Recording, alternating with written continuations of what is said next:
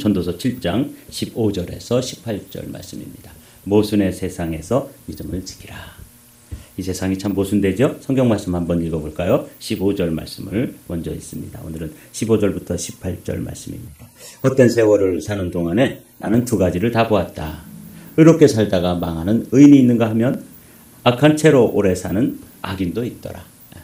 참 이렇게 되면 안 되는 건데 또 이런 일들이 이해가 되지 않는 이런 모순이 우리 삶에 경험되어지죠. 이 모순이라고 하는 것은 어떤 그 방패와 창을 가진 두 장사가 하는 그 장수들이 이야기를 하는 가운데서 나온 이야기죠. 그 창을 든 사람이 이 창은 어떤 방패도 다 뚫어낼 수 있습니다. 그러면서 그 창을 팔고 있었어요. 근데 바로 옆에는 방패를 팔고 있었는데 이 방패는 어떤 날카롭고 예리한 창도 다 막아낼 수 있습니다.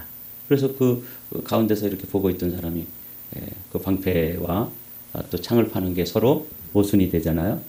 창 모자와 방패 순자. 그래서 이게 모순이다. 그래서 거기서 나온 말이 우리가 평소에 사용하는 모순이라는 이런 말씀인데 이 세상에 이런 모순이 참 많이 있는 거죠. 말씀드린 것처럼 어떤 면에서 세상은 참 모순입니다. 그렇죠? 정말 죄를 짓고 뭐 분명히 유죄가 확실한데도 어떻게 무슨 논리를 다 꼬아가지고 유죄가 아니다, 무죄다 이렇게 판결을 내리는 그런 걸 보면서 참 세상이 모순되다.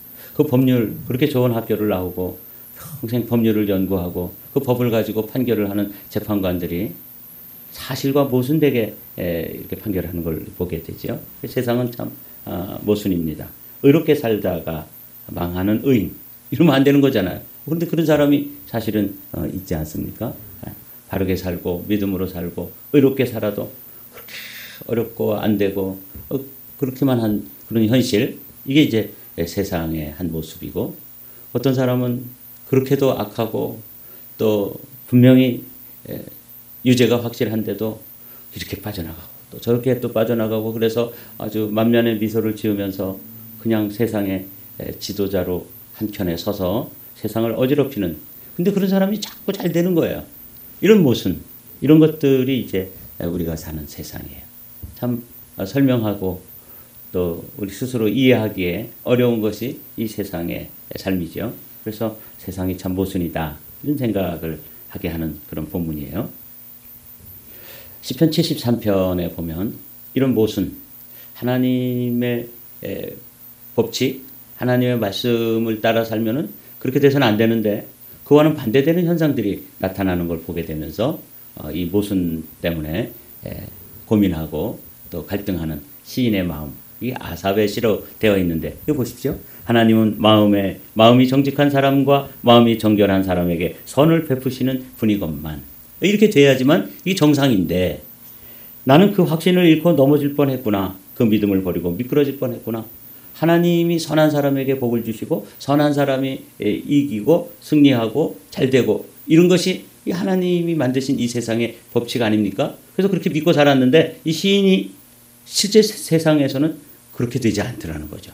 모순과 갈등이 있는 거죠. 그것은 내가 거만한 자를 시샘하고 악인들이 누리는 평안을 부러워했기 때문이다. 그들은 죽을 때에도 고통이 없으며 몸은 멀쩡하고 윤기까지 흐른다. 그러니까 뭐 악한 사람들이 분명히 벌을 받아야 되고 재판을 하면은 모든 율사들이 이거는 뭐 유죄가 확실하다. 그런데도 유죄가 아니고 또 그걸 벗어나 가지고 그야말로 뻔뻔스럽게 또 이렇게 활보하게 되는 이런 현실을 이제 이 아삽이 고민하는 거예요. 그들은 죽을 때에도 고통이 없고 몸은 멀쩡하고 오히려 윤기까지 흐른다. 그래서 바르게 살고 믿음으로 살고 의롭게 사는 사람들은 그렇게 되는 일이 없는 것처럼 보이고 또 고생하고 이러는데 악한 사람들이 막 성공하고 또 승진하고 또 잘되고 뭐 이렇게 되는 거죠. 사람들이 흔히 당하는 그런 고통이 그들에게는 없으며 사람들이 의뢰 당하는 재앙도 그들에게는 아예 가까이 가지도 않는다. 이 지금 우리가 보고 있는 그런 모순된 세상을 이 아삽도 그리고 전도자도 지금 그것 때문에 의아한 거죠. 야, 이거 이해할 수도 없고 또 어떻게 설명할 수도 없는 이런 모순이 이 세상에 있구나. 악인이 잘 되고 의인은 오히려 고통당하고 어려움 당하고 그렇게 되는 현실, 이런 세상을 이야기하는 거예요. 12절에 가면 이 아삽이 이제 그것 때문에 절망합니다. 그런데 놀랍게도 그들은 모두가 악인인데도 신세가 언제나 편하고 재산은 늘어만 가는구나. 이렇다면 내가 깨끗한 마음으로 살아온 것과 내 손으로 죄를 짓지 않고 깨끗하게 살아온 것이 허사라는 말인가? 이런 질문. 이게 이제 우리가 이미 시편을 다 묵상하고 지나왔는데, 시편에서 하나님은 정말 살아계신가? 하나님이 살아계시다면 이 세상에 이런 모순이 어떻게 이해해야 되고 어떻게 설명할 수 있는가? 이게 이제 시인의 고민이고 오늘 전도자가 하는 고민이에요. 여러분들도 마찬가지죠. 하나님의 말씀의 법칙에 따르면 의인들이 잘 되고 악인들은 망해야 되는데 거꾸로 악인들은 잘 되고 형통하고 의인들은 얼마나 고생을 하는지, 그런 현실, 모순된 현실을 이제 시인이 이렇게 이야기하고 있어요. 그러나 잠언의 지혜자는 우리에게 이렇게 말씀해 주십니다. 너는 행악자들 때문에 불평하지 말며 악인의 형통함을 부러워하지 말라. 대저 행악자는 장래가 없겠고 악인의 등불은 꺼지리라. 뭐 시편 73편에서도 아삽이 그렇게 모순된 현실 때문에 고민하고 그게 이해가 안 돼서 차라리 뭐 저 사람들이 사는 방식으로 믿음을 떠나서 그냥 아무렇게나 살아야 되는 게 좋겠다. 그게 낫겠다. 이렇게 할 뻔했다는 거죠. 그러나 결론은 뭐냐면 그런 악인들에게는 장래가 없고 그들의 등불은 꺼진다. 이게 성경의 결론이에요. 이게 이제 모순된 세상, 우리가 참 이해가 되지 않고 설명할 수 없는 이 세상을 바라보면서 우리가 말씀으로 얻는 결론입니다. 행악자들 때문에 불평하거나 또 그들을 부러워하지 말라. 그들의 결국은 지금 단기적으로 보고 우리가 이렇게 짧게 살아가는 세상에서 보면 그들이 더 잘 되는 것처럼 보이고 형통한 것처럼 보이고 뭐 성공하는 것처럼 보이고 그렇지만 사실은 롱텀으로 보면 결국은 그들에게도 하나님의 심판이 기다리고 있다. 이게 이제 성경의 가르침이에요. 그래서 오늘 모순된 세상에 대해서 이 잠언 24장의 말씀 마음에 새기시고 그 다음 주제로 한번 넘어가 보도록 하죠. 그럼 모순 속에서 이 전도자가 우리에게 어떻게 살라고 말씀해 주시는지, 이 말씀도 사실은 잘 이해를 해야 돼요. 그러니라는 게 뭐예요? 그러므로 앞에서 보니까 이 세상이 모순되다. 악인이 더 잘 되는 것처럼 보이고 의인이 더 망하는 것처럼 보이는 그런 세상에서도 그러니 너무 의롭게 살지도 말고 너무 슬기롭게도 살지 말아라. 왜 스스로 망치려는가? 너무 악하게도 살지 말고 너무 어리석게도 살지 말아라. 왜 제명도 다 못 채우고 죽으려 하는가? 이제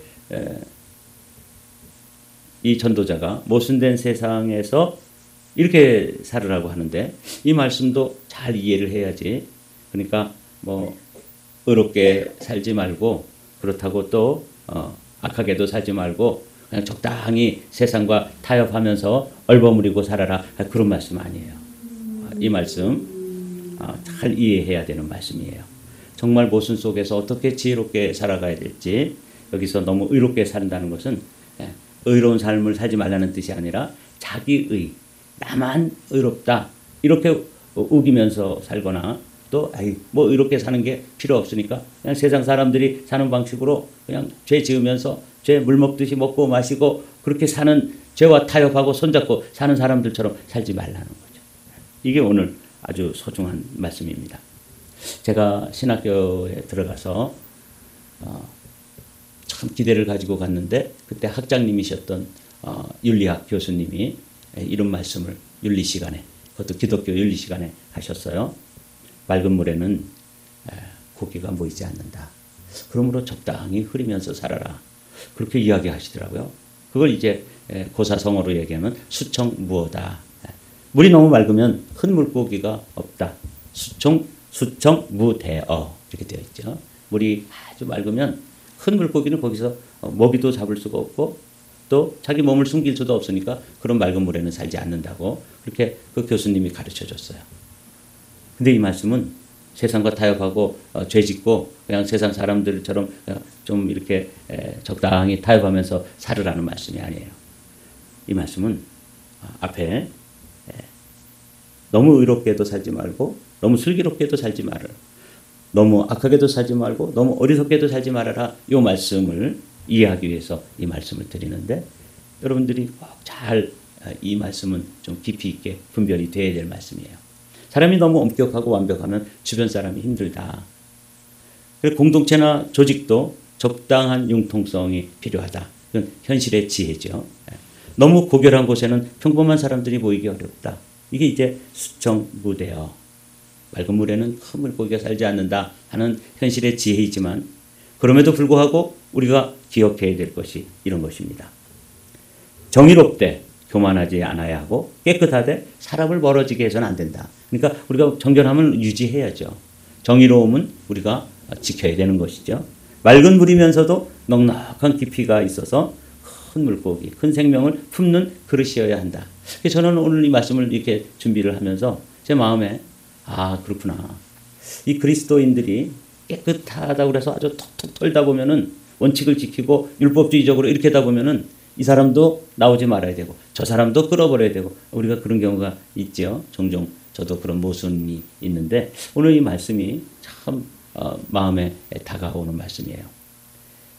예수님의 모습은 그분은 죄가 없으신 분, 맑은 물이면서도 온갖 죄인들을 이렇게 품어서 세리들, 창기들, 당시에 죄인들이라고 손가락질 받는 사람들과 먹고 마시면서 그들과 같이 되지 않고 그들을 예수님처럼 만드는 이 놀라운 삶을 지금 이 전도자가 이야기해 주는 거예요.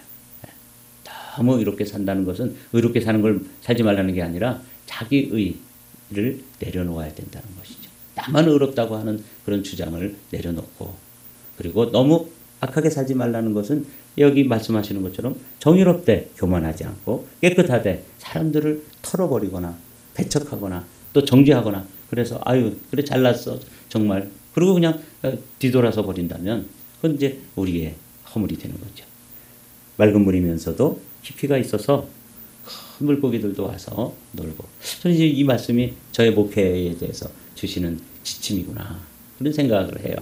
이게 예수님의 모습이고 예수님은 자신의 의를 잃지 않으면서 자신의 맑음을 흐리지 않으면서도 그 흐림, 그 진흙탕 속에 사는 것과 같은 그런 사람들을 손잡아주고 품어주고 그들과 함께 먹고 그들의 이야기를 들어주고 그 한탄을 함께 이렇게 공감해주고 이런 모습이 참 어렵죠. 어려운 모습인데 오늘 전도자는 이 삶을 우리에게 말씀해 주시는 거예요. 이걸 이제 동양의 사상과 이렇게 견주어 보면 중용지도, 중용의 도라 그러죠.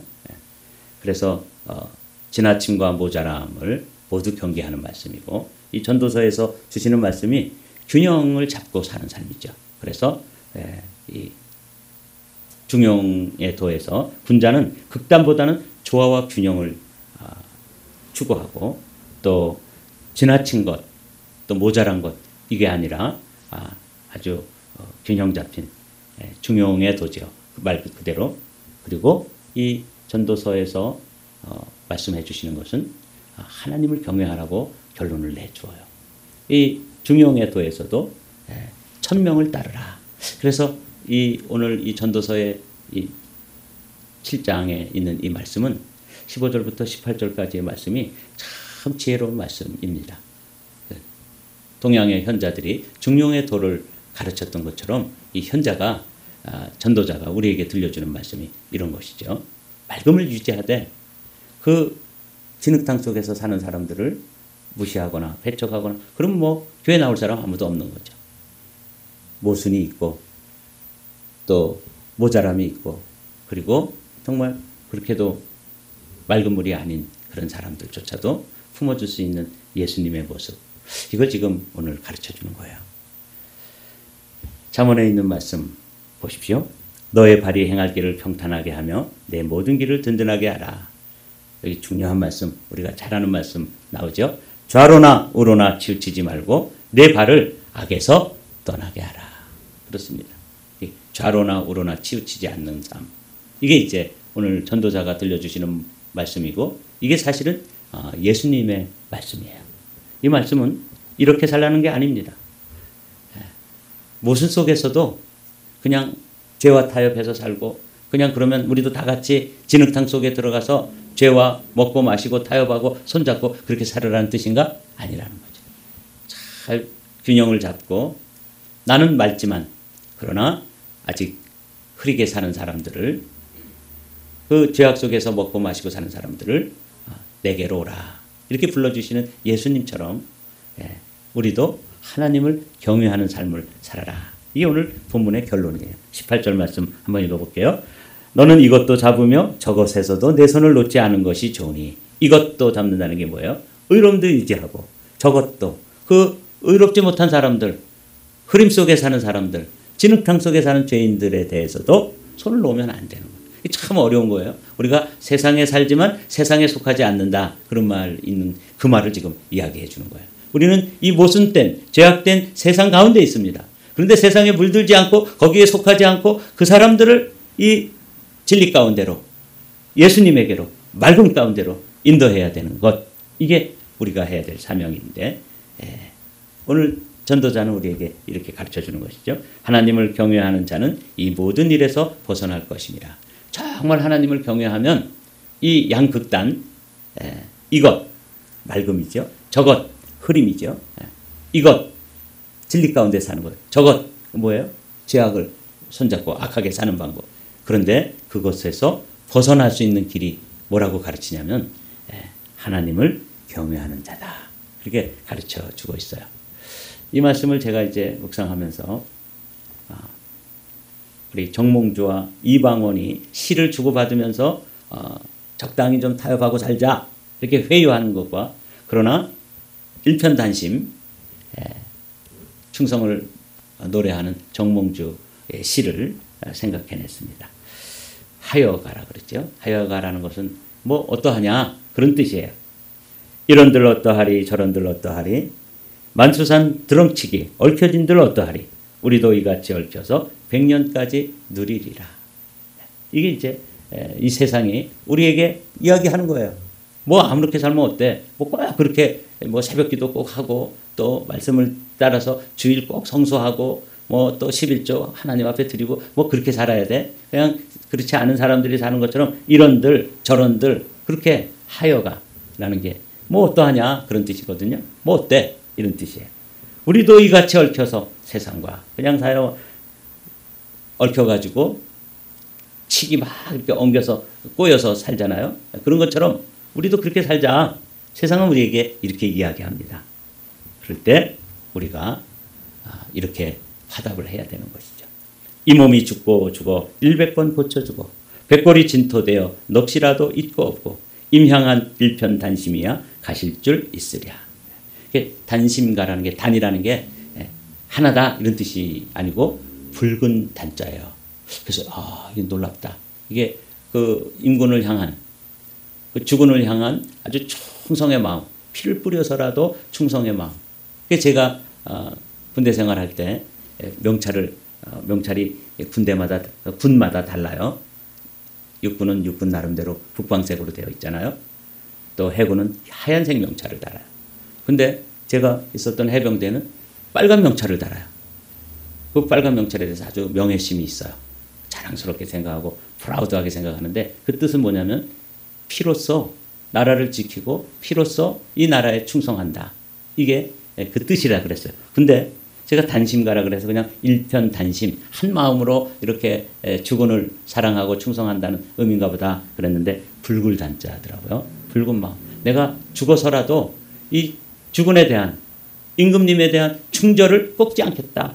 그런 뜻이 이 안에 들어있는 거예요. 이 마음이 어떤 마음이에요? 순교의 마음이에요.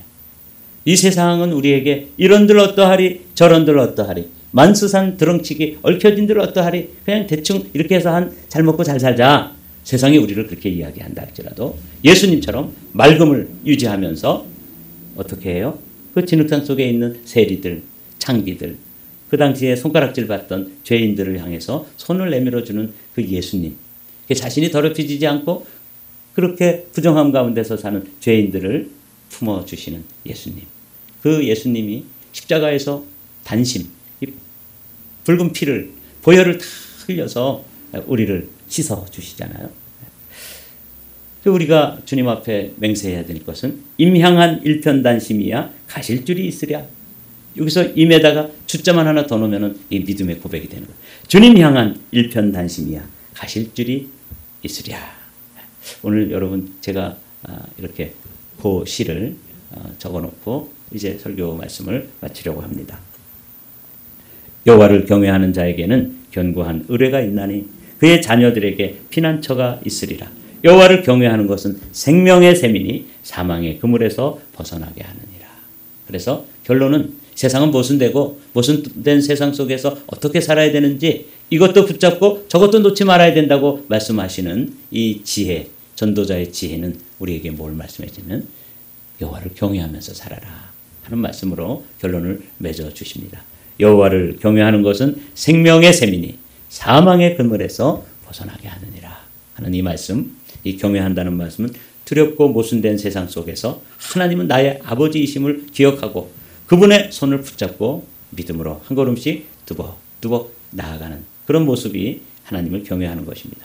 그래서 이 경외는 그냥 무서워하는 게 아니라 신뢰와 존중입니다. 이 세상은 모순되다. 그럴지라도 나는 이 정몽주 시인처럼 임향한 일편단심이야 가실 줄이 있으랴.